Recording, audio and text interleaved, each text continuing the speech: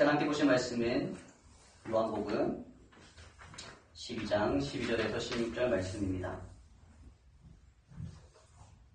요한복음 12장 12절에서 16절 말씀 같이 보도록 하겠습니다.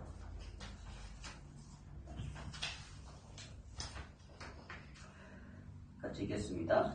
다음 날에는 명절을 지키러 온 많은 무리가 예수께서 예루살렘에 들어오신다는 말을 듣고 종려나무 가지를 꺾어 들고 그분을 맞으러 나가서 호산나 주님의 이름으로 오시는 이에게 복이 있기를 이스라엘의 왕에게 복이 있기를 하고 외쳤다.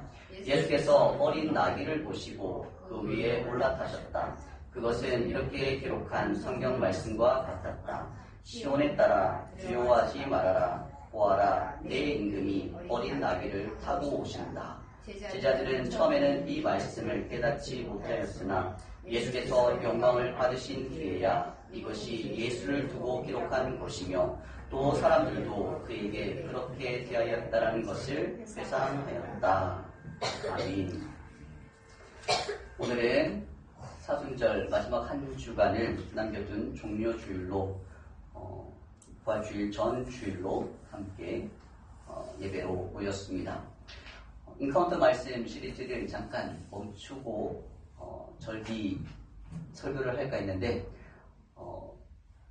넓게 보니까 절기 설교를 같이 포함시킬 수 있겠더라고요. 그래서 오늘은 인카운터 네 번째 시간으로 제목을 메시아로 잡게 되었습니다. 오늘 말씀을 통해서 우리의 메시아 되신 예수 그리스도가 우리 삶의 온전한 주인, 온전한 우리의 왕으로 함께하는 놀라운 은혜가 있기를 예수님으로 축복합니다. 오늘 말씀에 보면 종려주일에 대한 힌트라고 할 수 있는 종려나무 가지에 대한 말씀이 나오죠. 보통 이 주간이 되면 종려나무에 대한 설교를 많이 합니다. 그리고 보통 강단 앞에 어떤 꽃꽂이를 하게 되나요? 네, 종려나무 가지를 잔뜩 꽂아서 풍성하게 만드는 그런 장식을 하게 됩니다. 여러분, 종려나무라고 했을 때 이 종려나무는 성경에 여러 번에 걸쳐서 나옵니다. 제가 찾아보니까 한 성경 전체에 30번 정도 나오더라고요. 개역 개정은 29번, 세 번역은 31번. 네, 번역본에서 조금 차이가 있었는데 평균 한 30번 정도 나오는 걸 볼 수 있었습니다. 근데 이 종려나무가 신약 성경에는 몇 번 나오는지 아세요? 몇 번 나올까요? 이 종려나무는 대부분은 구약에 나와요. 근데 신약에는 딱 2번이 나와요. 어디에 나올까요? 네. 어떻게 맞췄습니다. 네, 역시 예사모님 네, 말씀을 잘 알고 계시군요. 오늘 읽은 본문 요한복음 12장에 나오죠. 이 종려나무는 복음서에는 딱 요한복음 여기만 나오더라고요. 요한복음 12장에. 그리고 또 한 군데 나오는 곳이 어디냐? 계시록 7장입니다. 그렇게 2번 신약에 나오고 나머지는 28번, 29번은 구약에 나와요. 근데 그 구약에 사용된 이 종려나무가 어디에 많이 등장하는지 아세요? 이 종려나무가 어디에 쓰였을까요? 왜 사람들이 종려나무를 가지를 가지고 와서 예수님을 맞이하며 흔들었을까요? 네, 왕을 맞이한다. 근데 왜 종려나무로 왕을 맞이했을까요?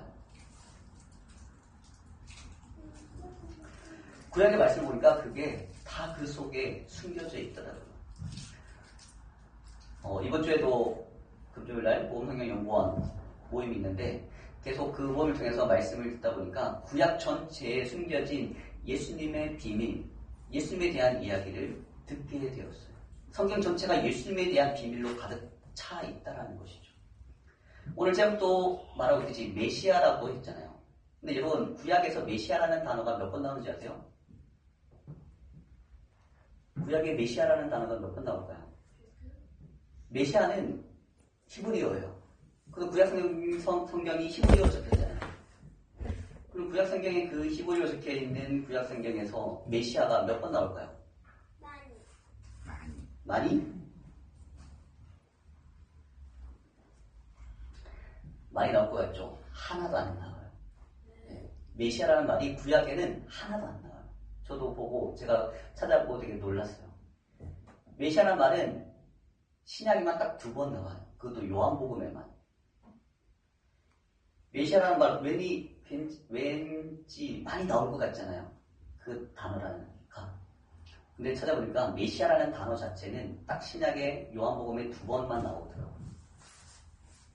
대신 메시아라는 말과 비슷한 말로 나오는 거죠. 메시아는 히브리어고 헬라어는 뭔지 아세요? 메시아가 지저스 다음에 나오는 거. 네, 그리스도라는 말이에요. 곧 헬라에 나와 있는 그리스도가 곧 메시아를 의미하는 거죠. 근데 그 메시아라는 말이 구약에 한 번도 나오지 않는다. 저는 그걸 보고 메시아는 구약에서 정말 감춰져 있는 분이구나 라는 생각이 들었어요. 구약에는 예수 그리스도가 철저하게 감춰져 있어요.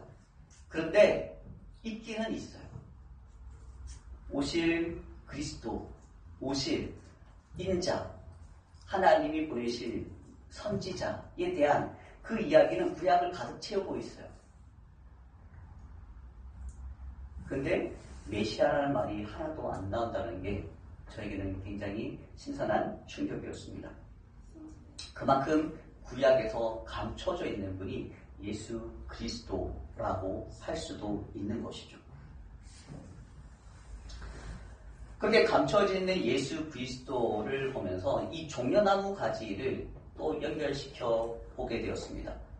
이 종려가지는 구약 성경 가운데서 어디에 제일 많이 나온지 아세요? 에스겔에 제일 많이 나와요. 에스겔에 보니까 11번이 나와요. 총 30번 중에 11번이 에스겔에만 나와요. 근데 그 에스겔에서 왜 종려나무 가지가 많이 나오는지 아세요? 이 종려나무 가지가 상징하는 게 있어요. 뭘 상징할까요? 부활. 또 왕. 또 메시아. 네. 또 뭐가 다 있을까요? 아빠는 아니고. 뭘까요? 한국? 갑자기 왜 한국이 나와요? 네, 천국이라고 얘기하는 줄 알았는데, 네, 천국과 관련된 이 땅에 임한 천국의 모습을 보여주는 게 뭐냐? 바로 성전이었죠. 이 에스겔이 환상을 통해서 본 성전의 모습이 나와요. 하늘나라의 보좌의 모습이 예루살렘에서 환상으로 에스겔에게 보여집니다. 근데 에스겔이 보는 그 환상에 무엇이 보이느냐? 그 성전 문들이 있고 성전 기둥들이 있고 벽면들이 있는데 그 문 기둥에 무엇이 새겨져 있냐? 무엇이 새겨져 있을까요? 네, 종려나무 가지의 모양이 새겨져 있다는 거. 성전을 들어가는 그 문 기둥에 종려나무 가지가 있고 성전을 들어가는 벽면에 종려가지 그림이 있고 천정에 종려나무 가지 그림이 새겨져 있다는 거. 그리고 그것도 금으로 다시 더집혀서.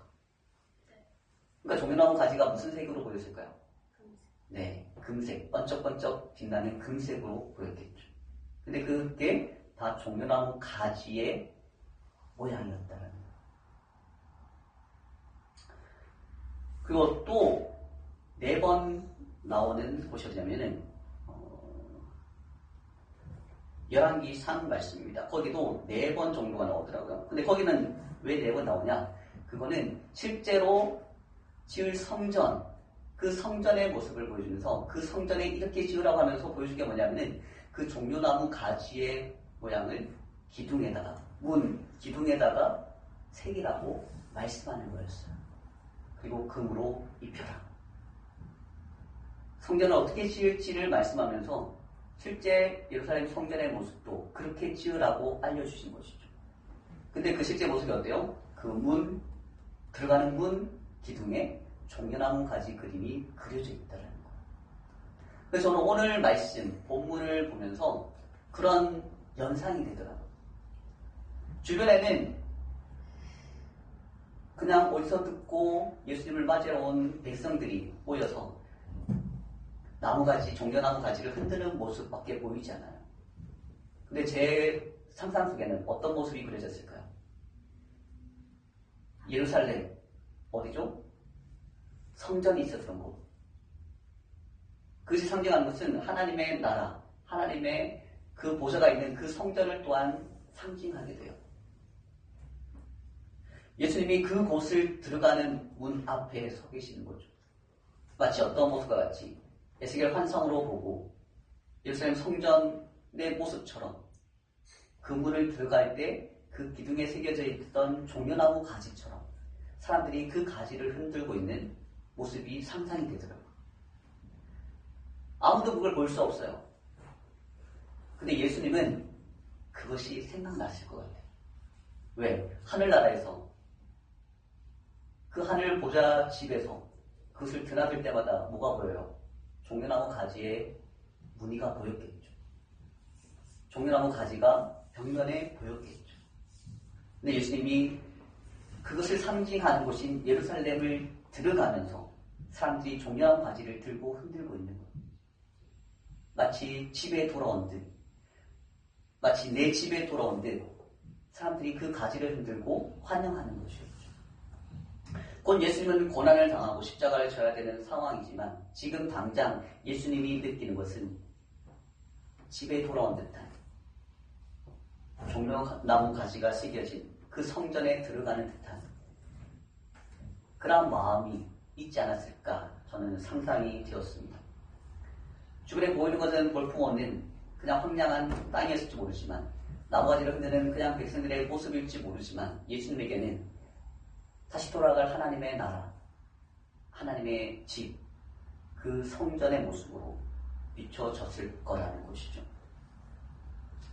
예수님은 그곳을 당당하게 걸어 들어가십니다. 사람들이 왕으로 인정하며 우리를 구원하소서 호산나의 외친 가운데 예수님은 이스라엘의 왕의 이름으로 그곳을 들어가고 계신 것이죠. 그것이 종려나무 가지와 연결되어 여기서 등장하는 이유입니다. 예수님이 왜 왕의 모습으로 그곳을 들어가시는지 성전의 모습을 통해 에스겔의 환상을 통해 그리고 계시록에 나오는 그 종려나무의 모습을 통해 말씀하고 있는 것이죠. 계시록 7장 9절에 이렇게 말씀하고 있습니다. 아무도 그 수를 셀 수 없을 만큼 큰 무리가 있었습니다. 그들은 모든 민족과 종족과 백성과 언어에서 나온 사람들인데 흰 두루마기를 입고 종려나무 가지를 손에 들고 보좌와 어린 양 앞에서 서 있었습니다. 계시록에서도 동일한 모습을 보여주고 있어요. 하나님의 나라, 완성된 그 나라 가운데서 종려나무 가지를 흔드는 구원받은 백성들, 수많은 백성들이 어린 양 앞에서, 보좌 앞에서 그 나무 가지를 손에 들고 흔들고 있었던 것이죠. 마치 그 모습처럼 지금 예수님이 고난을 받기 위해 예루살렘을 들어가는 그 입구에서, 예루살렘의 입구에서 동일한 일이 일어나고 있었다는 것이죠. 그들은 볼 수 없었지만 예수님은 그 모습을 보시며 당당히 그곳을 걸어가셨습니다. 그들이 외친 말이 무엇인가요? 호산나, 주님의 이름으로 오시는 이 이스라엘 왕이라고 외칩니다. 여러분, 호산나가 무슨 뜻인지 아세요? 오늘 찬양도 있었죠. 호산나가 무슨 뜻이죠? 호산나는 우리를 이제 구원해 주세요라는 말이에요. 제발 이제 우리를 구원해 주세요. 무엇으로부터? 죄악으로부터. 나를 떨고매고 있는 이 세상의 권세로부터. 나를 다스리고 있는 이 세상의 문화와 권세로부터 나를 제발 구원해 주세요. 어떤 이들은 그게 스마트폰이 될 수도 있어요. 이 스마트폰으로부터 자유롭게 해주세요. 돈으로부터 자유롭게 해주세요. 관계로부터 자유롭게 해주세요. 이 세상의 명예나 지위로부터 자유롭게 해주세요. 왜? 사람들이 다 거기에 얽매여 있기 때문이죠. 작년에 서울신학대학교에서 신앙상담을 했는데 많은 학생들이 뭐 때문에 힘들어하냐면은 관계 때문에 힘들어하더라고요. 그만큼 관계가 많이 힘들어진 세상이 되었어요. 그 동기들 안에서도 서로서로 나눠서 친하게 지내는 무리가 별로 없대요.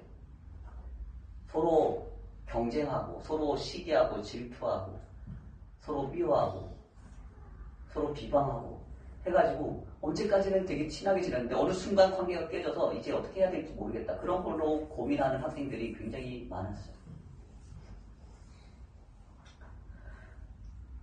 관계가 많이 힘들어진 세상의 모습을 젊은 대학생들에게서도 볼 수가 있었습니다. 우리는 많은 상황과 문제 가운데 이 세상에서 우리에게 줄 수 없는 그 구원을 우리는 기대하고 바라고 있는 것이죠. 제발 좀 구원해 주세요. 많은 이들이 게임으로부터 구원받기를 원하고, 많은 이들이 제발 폰 중독에서 구원받기를 원하고, 뭔가 내가 꿈꾸는 것을 하고 싶지만 못하는 거예요. 왜? 거기에 매여서.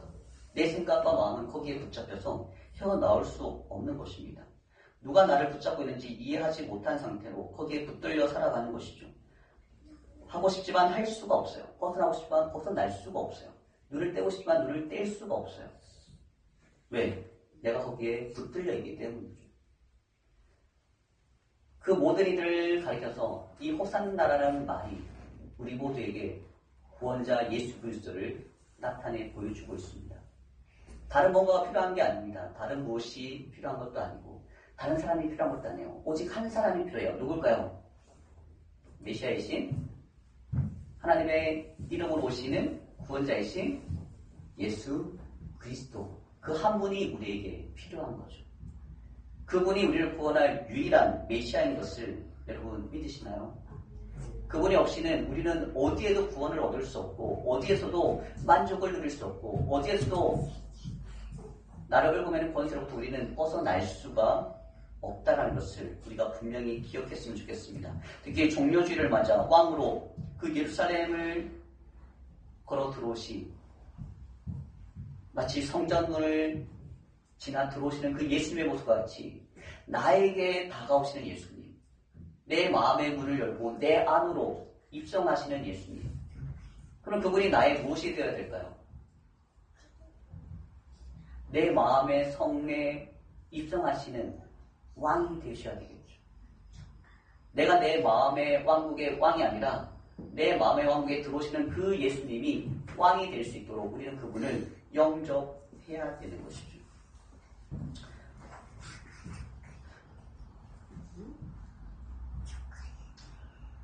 그래서 말씀에는 우리에게 뭐라고까지 말씀합니까? 누구든지 그 문을 열고 예수 그리스도를 모시면 내가 그에 들어가서 그와 더불어 함께 먹고 마시는, 우리와 함께 하시는 우리의 왕이 되신다라고 말씀하고 있습니다. 우리는 우리의 마음의 문을 열고 그분을 우리의 왕으로 인정하고 모셔드려야 되는 것이죠. 마치 예루살렘을 향해 예수님이 들어오실 때 사람들이 종려나무 가지를 흔들고 그분을 왕으로 높이 외쳤던 것처럼 내 마음속에도 그분이 나의 왕이신 것을 우리는 기뻐하며 열렬히 환영할 수 있어야 합니다. 그럴 때 나의 나라는, 내 안에 있는 세계는 예수 그리스도가 왕이신 하나님의 나라로 변화될 수 있기 때문이죠. 우리 모두 그 나라의 주인공들이 되기를 예수님으로 축복합니다. 아멘. 예수님은 종려나무 가지를 흔드는 그들을 바라보시면서 무엇을 타셨죠? 네, 나귀를 타셨습니다. 어린 나귀를 타셨어요. 왜 예수님이 나귀를 탔을까요? 그것도 새끼 나귀를. 새끼 나귀를 힘들게 하려고. 마른 새끼 나귀지만 사람을 충분히 태울 수 있는 튼튼한 크기의 나귀예요. 탔다고 이렇게 끙끙대고 힘들어하는 그 정도의 작은 애기 나귀가 아니에요. 어른이 타도 충분히 갈 수 있는 정도의 나귀였습니다. 예수님은 그 나귀를 타고 예루살렘을 입성하셨어요. 예수님이 그 나귀를 타신 이유, 그것을 성경은 스가랴 9장 9절 말씀에 빗대어 표현하고 있습니다. 12장 15절, 오늘 읽은 12장 15절에도 이렇게 말씀하고 있죠. 시온에 따라 두려워하지 말아라. 보아라, 내 임금이 어린 나귀를 타고 오는구나. 어린 나귀를 타고 오는구나 라고 말씀하고 있죠. 예수님은 어린 아기를 타고 그곳으로 들어오셨습니다. 그런데 스가랴 9장 9절 말씀에는 이렇게 말씀하고 있습니다. 시온에 따라 크게 기뻐할지어다. 예루살렘에 따라 즐거이 부를지어다. 보라, 내 왕이 내게 임하시나니 그는 공의로우시며 구원을 베푸시며 겸손하여서 나귀를 타시나니 나귀의 작은 것 곧 나귀 새끼니라. 이미 구약의 말씀에서 예루살렘을 향해 들어오실 메시아 예수 그리스도의 모습을 보여주고 있었어요. 뭘 타셨다고요? 새끼 나귀를 타신 모습. 그 모습을 이미 예언하고 있었던 것이죠. 그 새끼 나귀를 타신 이유가 무엇이라고 말씀하고 있냐? 그는 공의로우시며 구원을 베푸시며 겸손하여서 그 새끼 나귀를 타셨다라고 말씀하고 있습니다. 우리는 예수 그리스도를 우리의 왕으로 모셔야 하는 그런 운명 가운데 있습니다. 두 가지 선택지가 있어요. 그분을 나의 왕으로 인정하느냐, 아니면 그분을 인정하지 않고 내가 왕으로 살 거냐. 우리 인생은 다 그 두 가지 기로에 놓여 있습니다. 근데 대부분의 사람들은 어떤 삶을 살려고 할까요? 대부분의 사람들은 예수 그리스도를 왕으로 인정하지 않으려고 해요. 왜? 네, 자기가 왕이라고 믿고 그렇게 살고 싶어서 그래요. 그걸 성경은 뭐라고 합니까? 그거를 죄라고 얘기하고 그거를 교만이라고 얘기합니다. 근데 반대로 그분을 인정하는 것은 그분이 나의 창조주이고 그분이 나의 구원자이고 그분이 하나님의 아들 메시아라는 것을 받아들이고 인정하는 것은 무엇이에요? 그것은 겸손인 거예요. 하나님은 그래서 겸손한 자를 사랑하십니다. 교만하여서 자기가 왕이라고 하는 이들은 하나님이 기뻐하지 아니하시는 거죠. 왜? 하나님이 함께할 수 없기 때문에요. 하나님이 미워하는 게 아니라 그들이 하나님을 원치 않기 때문인 것이죠. 그래서 그들은 하나님과 함께하는 것을 기뻐하지 않고 그분을 예배하는 것을 원치 않고 그분 앞에 순종하는 것을 원치 않습니다. 무엇보다 자기의 생각, 자기 감정, 자기의 계획을 따라가는 삶보다 하나님의 말씀을 더 원치 않는 것이죠. 우리는 어떤 삶에 길들여져 있습니까? 우리는 기본적으로 세상을 살면서 내가 원하는 대로 살아가려고 하는 것이 길들여져 있어요. 그 삶을 살아가는 데 익숙해져 있습니다. 그런 우리가 예수 그리스도를 인정한다는 것, 예수 그리스도를 우리의 왕으로 받아들인다는 것은 굉장히 어려운 일이라고 할 수 있는 것이죠. 어떻게 보면 불가능한 일이에요. 왜? 내가 주인인데, 내가 왕인데, 내 삶은, 내 생각은 내 것인데 그것을 나의 것이라고 믿게 만드는 세상 가운데서 그것이 내 것이 아니다라고 반대로 할 수 있는 것은 굉장한 혁명인 것이죠. 거의 쿠데타와 같은 것입니다. 내 세상이 하나님의 세상으로 완전히 뒤바뀌는 쿠데타가 일어나는 것이죠. 그러려면 기본적으로 무엇이 필요한지 아십니까? 바로 내 자신의 고백이 필요한 것이죠. 우리는 어떤 고백 가운데 우리의 구원을 이룰 수 있는지 아세요? 우리가 어떤 고백 뒤에 구원을 이루게 됩니까? 많이들이 예수님을 찾아왔죠. 근데 예수님을 만나고 구원을 받은 사람의 동일한 모습이 무엇인지 아세요? 어떤 모습이었을까요? 한결같이 그들은 겸손한 사람들이었습니다. 얼마 전에 묵상했던 말씀, 마태복음 말씀 가운데 이만한 믿음의 사람을 내가 이스라엘에서 본 적이 없다라고 예수님이 인정하는 장면이 나와요. 이만한 믿음을 내가 이제까지 이스라엘 가운데서 본 적이 없다. 저는 그 말씀을 보면서 예수님이 이 땅에 오신 30년의 시간이 아니라 하나님이 이 세상을 창조하신 창조 이래로 이만한 믿음을 보지 못했다라는 말씀으로 저는 그렇게 이해가 되더라고요. 그만큼 놀라운 믿음을 가진 백부장이라는 사람이 있었어요. 자기 하인의 병을 낫게 하기 위해서 예수님을 찾아온 사람이었죠. 근데 그 사람의 믿음이 왜 특별했냐? 예수님이 보실 때 그 사람에게는 믿음과 삶이 동일했기 때문이에요.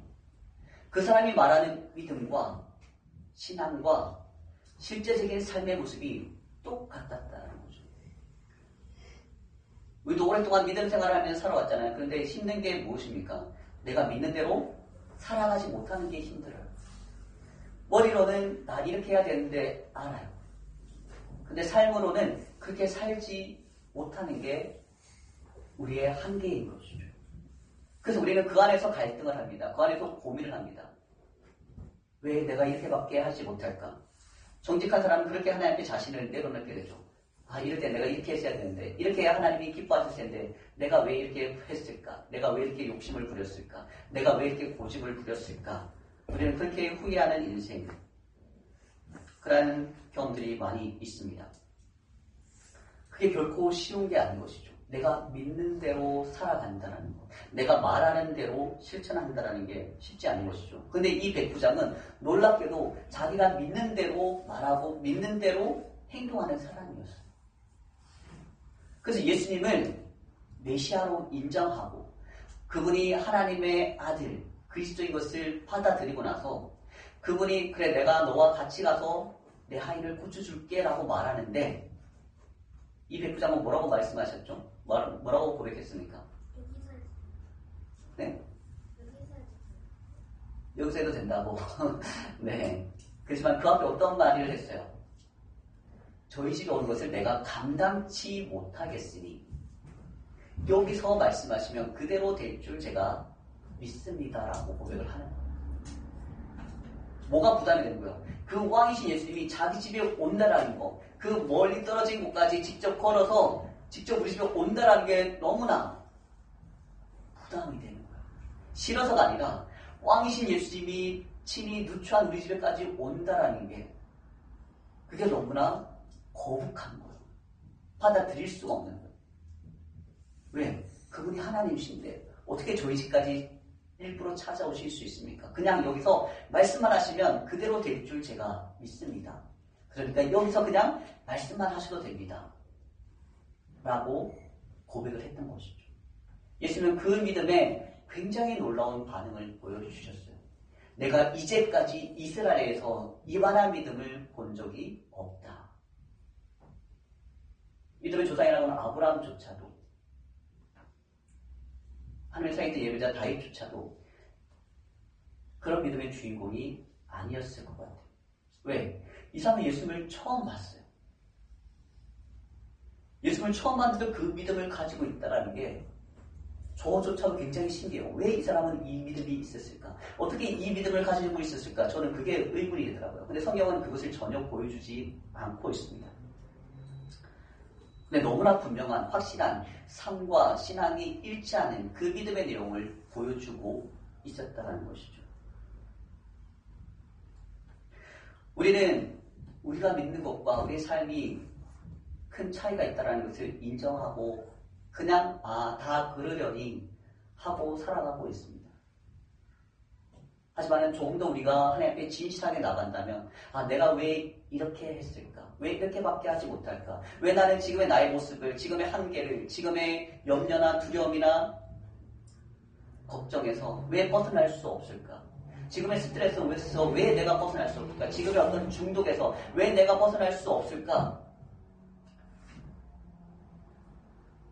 조금만 깊이 생각하다 보면 그런 문제에 우리가 직면함에도 불구하고 우리는 그 직면하는 그 문제에서조차 우리를 구원하실 메시아 그분을 부르는 것이 그분을 찾는 것이 참 우리의 삶과 동떨어져 있음을 보게 됩니다.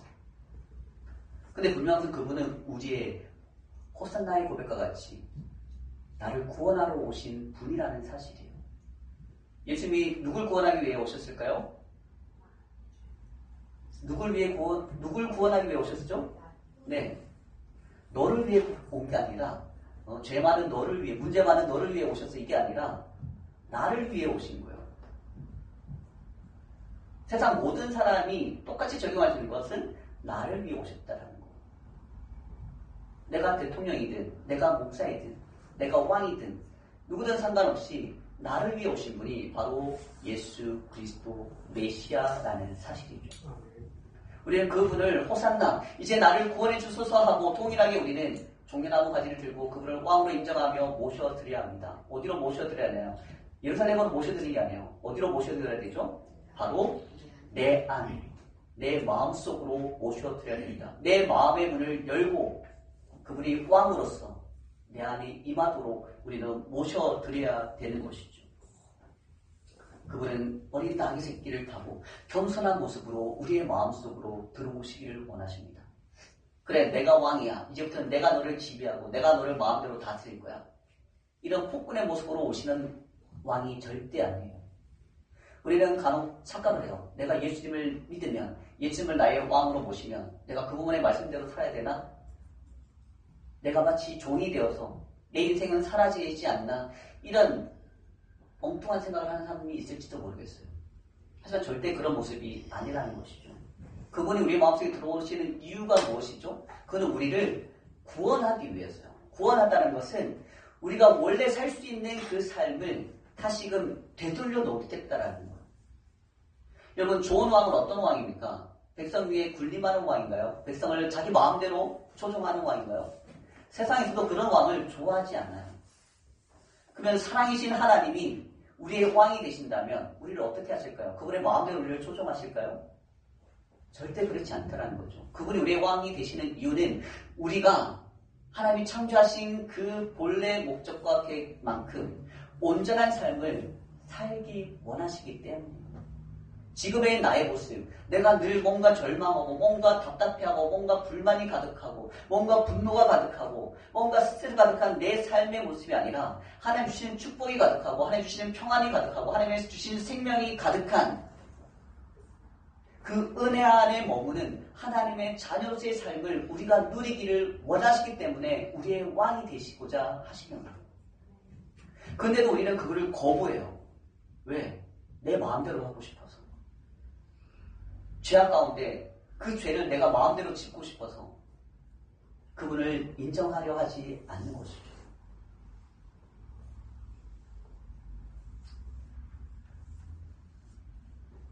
그래서 진짜인지 모르지만 중세 사람들은, 중세 카톨릭 사람들은 그런 습관이 있었다고 해요. 거기서는 이제 고해 성사라는 것도 있고 성례전이 있거든요. 근데 그 성례전 세례를 언제 받으려고 하냐 하면은 죽기 직전에 받으려고 한대요. 왜? 죽기 전까지는 뭐 하고 싶어서? 네, 죽기 전까지는 자기 마음대로 세상에 뭐라든 자기가 원하는 대로 다 살다가 마지막 죽기 직전에 회개하고 천국 가고 싶어서.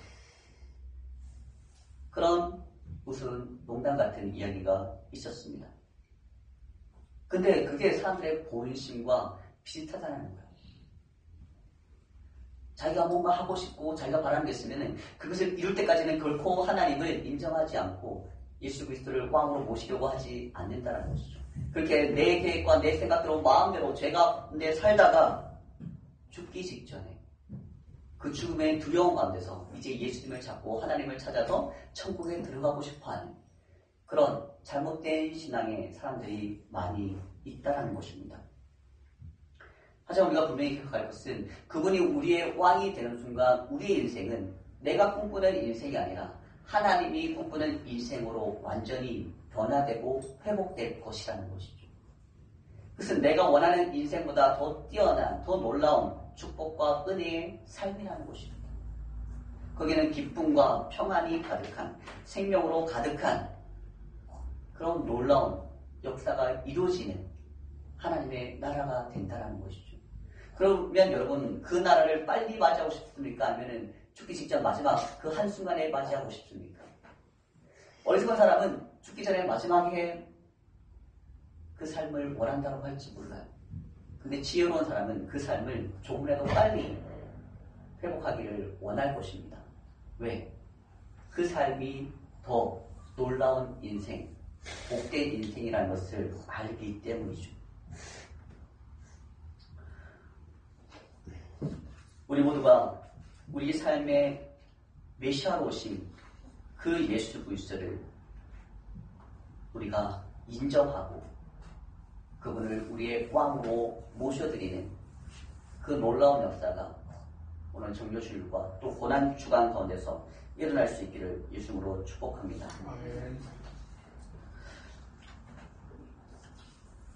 예수님은 섬김의 마음으로 우리에게 오셨습니다. 그래서 성경은 뭐라고 말씀하고 있습니까? 인자가 이 땅에 온 것은 무엇하기 위해서라고 말씀하고 있습니까? 섬김을 받기 위해서 오셨습니까? 아니면 섬기려 오셨습니까?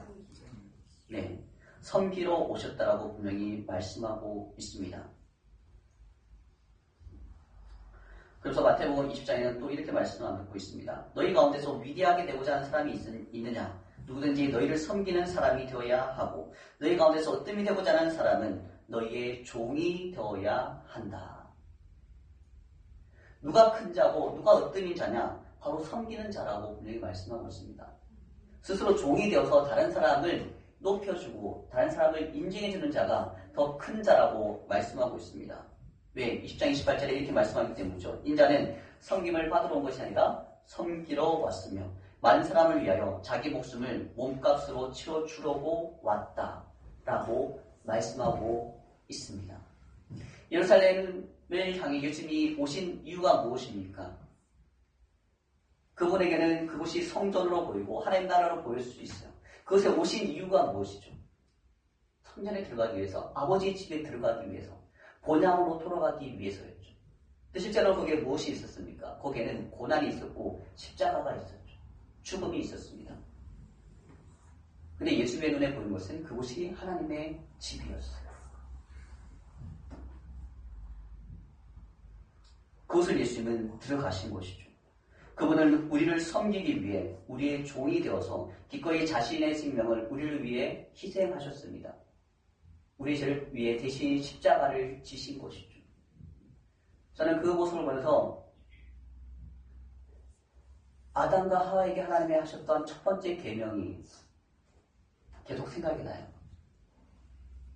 뭐냐면은 너희가 이것을 먹으면 정령 죽으리라 하는 계명이었죠. 근데 여러분 놀랍게도 그 죽은 이가 누굴까요? 정말 죽은 사람은 누구인지 아세요? 물론 아담과 하와는 죄로 인해서 결국 죽음을 맞이하게 됩니다. 근데 그걸 책임지기 위해 또 죽으신 분이 누구죠? 아담과 하와가 죄를 범하였는데 죽은 사람은 누구예요? 네, 예수님인 거예요. 정령 죽으리라 그 말씀하실 때 저는 이미 예수 그리스도의 희생과 십자가가 이미 하나님 마음에는 있었다라고 봅니다.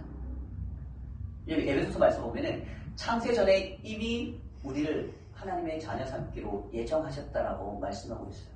창세전에 이미 예수 그리스도께서 우리를 희생당한 것을 계획하고 계셨다라고 말씀하고 있어요.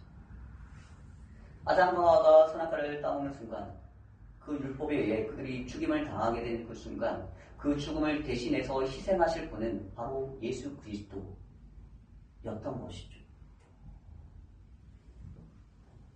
그래서 그분은 그 일을 성취하기 위해 그 죄를 대신하기 위해 정말로 찾아오셨고 정말로 우리를 위해 대신 죄값을 치르셨습니다. 자기 목숨을 몸값으로 치러 주신 것이죠. 우리가 왜 예수 그리스도를 믿고 왜 예수 그리스도를 우리의 왕으로 인정해야 되냐?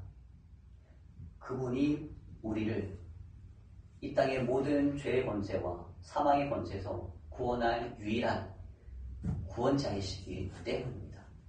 그리고 그분이 우리를 그렇게 하시는 이유는 우리를 그만큼 특별히 사랑하시기 때문인 것이죠.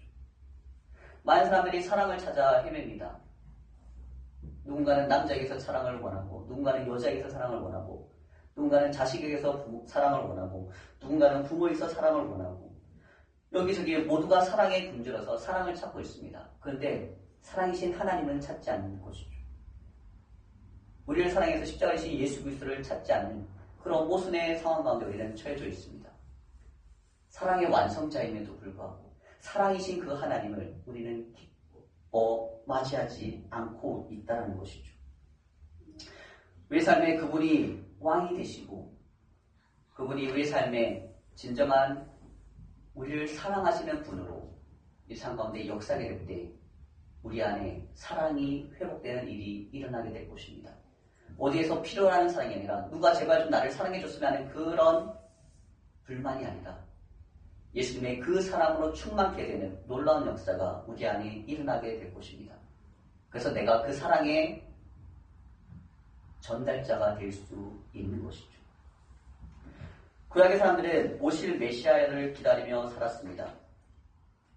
신약의 요한복음에 메시아가 딱 2번 나온다고 그랬죠. 그 메시아가 2번 어디 나오냐? 한 번은 요한의 제자였던 야고보가 예수님을 만나고 시몬 베드로를 찾아가서 말하는 거기에 한 번 나옵니다. 우리가 메시아를 만났다.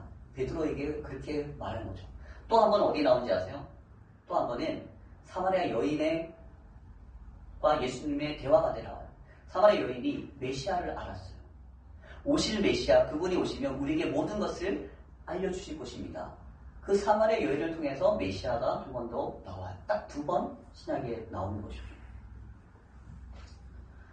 그렇게 숨겨져 있는 이 메시아에 대한 말, 하지만 거기에는 그 메시아를 기다리고 있는 사람들의 동일한 고백이 나오고 있었습니다. 야고보도 그렇고 온 이스라엘 백성들은 오신 메시아를 기다리고 있었어요. 그래서 구약의 사람들의 구원은 뭐라고 얘기하냐면 오실 메시아를 기다리는 삶이라고 얘기하고 있어요. 오실 메시아를 기다리며 그 삶을 살아가는 거예요. 그 모습이 구약에 나온 믿음의 조상이든 다윗이든 혹은 선지자든 그들의 삶 속에서 그 모습이 녹아져 있어요. 그 선지자의 모습이 곧 뭐냐? 오실 메시아의 모습이었던 것이죠. 그럼 신약의 모습은 뭘까요? 신약에 말하는 구원은 뭘까요? 오신 메시아, 이미 오신 예수 그리스도, 그 메시아를 닮아가는 삶이라고 할 수 있어요. 이미 오신 메시아잖아요. 오신 메시아를 기다리는 삶이 아닌 오신 메시아를 닮아가는 삶. 이미 오신 예수 그리스도와 함께하는 삶이 구원받는 삶이라는 것이죠. 그래서 지난 시간도 얘기했듯이 예수 그리스도로 옷 입는다라는 것. 그것이 뭐라고 했죠? 예수 그리스도가 입었던 옷을 입는 건가요? 네, 예수님을 담는 건데 뭘 담는 거라고 했죠? 예수님의 성품과 인격을 담는 거예요. 그게 성경의 9가지 열매를 말하고 있는 거죠. 그분의 성품과 인격을 닮아가는 것이 그것이 우리의 믿음이고 우리가 구원받았다라는 증거예요. 근데 아무리 봐도 저 사람은 예수 믿는 사람 같지가 않아. 저 사람은 예수님의 모습이 없어. 그건 다르게 하면 그 사람은 구원을 받지 못했다는 거예요. 왜? 예수의 모습이 없기 때문이죠. 그래서 구원을 받은 사람이 죄악 가운데 살아간다는 것은 말이 안 되는 거죠. 예수를 믿는다는 것은 그가 구원받았다는 것이고 그가 구원받았다는 것은 살아계신 예수님과 함께하는 삶을 살아간다는 것입니다. 그래서 예수님을 닮는 삶을 살아가는 것이죠. 예수님과 함께하는 삶을 살아가는 거예요. 그래서 예수님의 성품과 인격이 그 삶 가운데서 계속 경험되고 그도 그런 모습을 이루어가는 거예요. 예수 그리스도의 장성한 분량에 이르기까지 우리가 나아가야 된다라고 바울은 그렇게 우리에게 말씀하고 있는 것이죠. 우리는 예수 그리스도를 닮아가는 메시아와 함께 살아가는 인생의 주인공들입니다. 예수 그리스도로 옷 입음으로 그분과 함께 살아가는 주인공들이 되기를 예수님으로 축복합니다. 시간 때 기도하겠습니다. 기도하실 때 하나님 우리가 메시아를 사모하며 우리가 기대하며 그리고 바라며 살아갑니다. 예수 그리스도를 우리의 주인으로 우리의 왕으로 우리 마음속에 모실 수 있도록 도와주시옵소서. 우리 삶의 모든 부분에서 그분이 나와 상관이 있는 분으로 그분이 나를 씻기시고 나를 회복시키시고 나를 건지시고 나를 용서하시고 나를 구원하시는 놀라운 회복의 역사들이 이곳 저곳 가운데서 일어날 수 있도록 역사하여 주시옵소서. 우리 모두가 그런 구원받은 자로 메시아와 함께하는 삶을 살아가는 주인공들로 작은 예수가 되게 하시고 우리를 통해 살아계신 예수 그리스도가 이 땅 가운데 증거될 수 있도록 응답하여 주시옵소서. 우리 소망하며 함께 기도하겠습니다. 할렐루야. 되신 아버지 하나님, 이 시간을 주님 앞에 나아갑니다. 우리 삶을 주님 앞에 올려드립니다. 우리는 너무나 연약합니다. 우리는 너무나 부족합니다. 이 세상에 가치와 문화를 따라 풍조를 따라 흔들리는 삶을 살아가고 있는 연약한 자들입니다. 하나님, 이런 우리들을 구원하여 주시옵소서. 우리 위에 이 땅에 계신 메시아 예수 그리스도를 우리가 바라보며 나아갑니다. 그 메시아와 함께 살아가는 삶의 주인공이 될 수 있도록 인도하여 주시옵소서. 나의 왕, 나의 통치자, 나의 구원자로 우리 마음속에 모셔드리고 그분을 따라 살아갈 수 있는 인생의 주인공이 될 수 있도록 응답하여 주시옵소서. 내가 원하는 삶을 살 수 없고 내가 꿈꾼 삶을 이룰 수 없는 그 한계 가운데서 발버둥 살아가는 우리 어리석은 인생을 주님 불쌍히 여겨주시사 우리를 사랑하셔서 겸손한 모습으로 우리 가운데 찾아오신 그 예수 그리스도를 진정 우리가 사모하게 하여 주시옵소서.